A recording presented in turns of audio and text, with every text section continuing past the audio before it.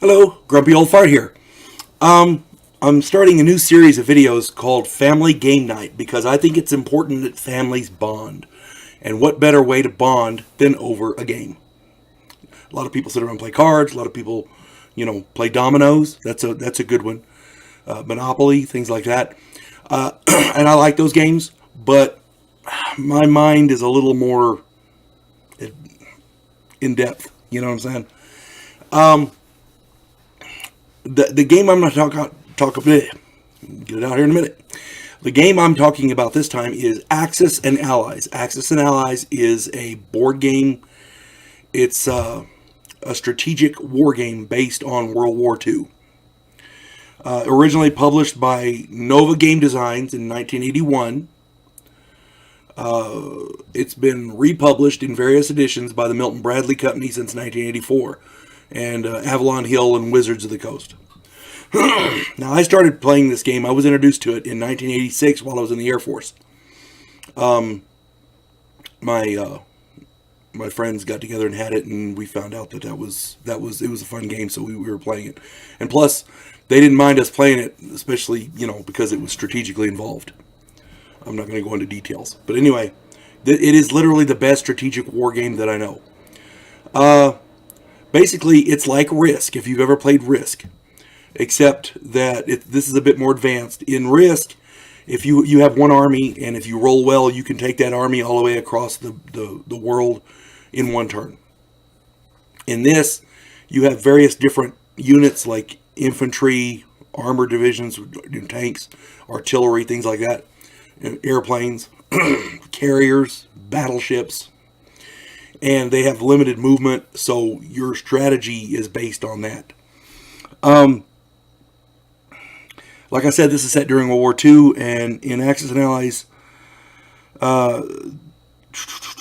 each unit has different characteristics. They attack differently, they defend differently, they move differently, they have special moves. Submarines have sneak attacks, things like that. There's a broad range of strategic choices, and multiple editions have been put out. There's even a World War I edition. I have not had the opportunity to play it, but I have read the rules. I own it. As soon as I can get 7 friends together and a month of free time, I'll give that a try because the play is really slow.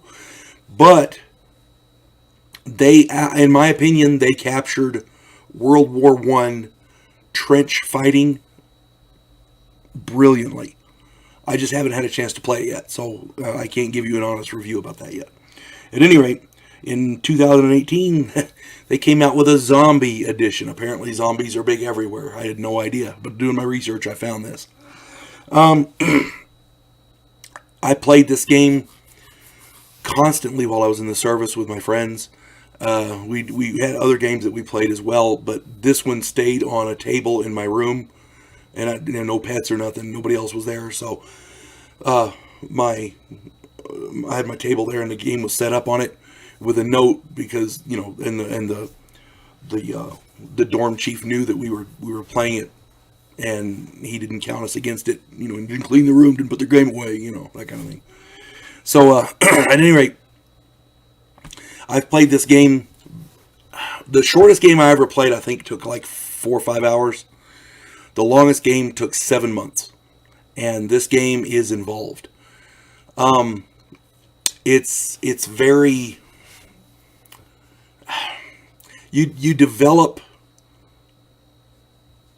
strategies based on what happened in real life. Because if you're a World War II historian, like a history buff, then you'll recognize a lot of the things in this. It is, I don't know how historically accurate it is as far as the troops and the placement like that, but they did a pretty good job. I think they did a pretty good job. Again, Axis and Allies, and I got a picture of it here.